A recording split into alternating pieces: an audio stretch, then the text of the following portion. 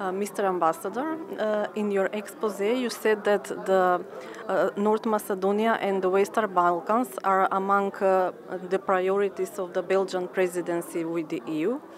How do you think in this complex geopolitical context, if these countries stay outside the European Union, it will be some security complications or implications in the region?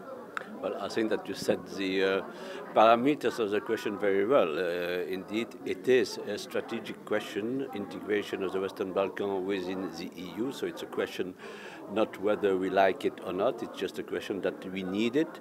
We need it for the greater good of the region, but we need it for the greater good of the whole of Europe, because we don't want a region in our midst, in the middle of our continent, to become a source of tensions or instability. So you're perfectly right to say that it is a strategic question, and that's why Belgium has, in part of the responsibilities of the presidency, wants to make progress in the enlargement question, including regarding the Western Balkans.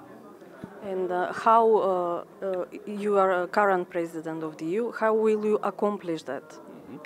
So the role of the presidency, rotating presidency of the EU, for example, in the questions of enlargement, for example, is to identify the political space when it exists in order to bring all the countries which need to decide on the issue together and to find the necessary compromise or community of view in order to advance on that subject. So it's a question that we need to discuss with all countries involved from the region, from the rest of Europe, to see what is the common denominator on which we can work for every country to agree to advance together on the path of enlargement. You also said that fight against corruption is also among the priorities. North Macedonia have many critics in that area in the report of the European Commission. What will you recommend in this field? Yeah, two things I want to say on that.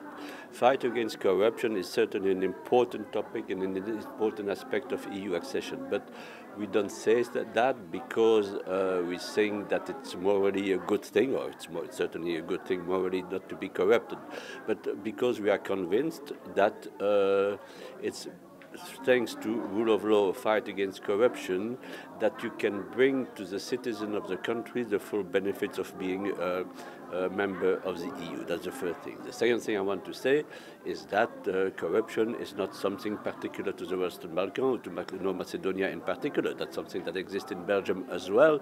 It is just that you need to put in place necessary instruments to fight it and not let organized crime, people who corrupt others, who let themselves being corrupt, to let them set the rules of the game.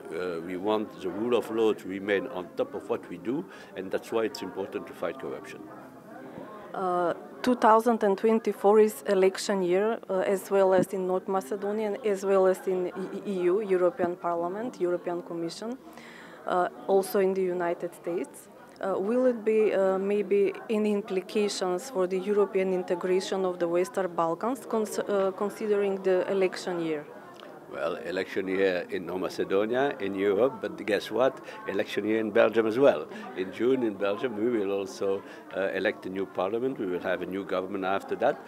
So yes, I mean, it would be foolish to say that all these elections never impact what's going to happen afterwards, and it would be also abnormal that it doesn't have any implication, because elections are the opportunity for the citizen to say what they want and what kind of policies they want. So I suppose that also in terms of enlargement, it can have an impact. Now, that being said, that doesn't change the fact that enlargement is a strategic goal of the EU. And in the case of Belgium, for example, I've never heard anyone say that they are against North Macedonia become member of the EU. So whatever party comes to power in Belgium, that wouldn't change, in our case, the way we look at that situation. Ambassador, thank you very much for this interview for MIA. Thank you very much to Mia and for your interesting question. Thank you. Merci, madam. Thank you.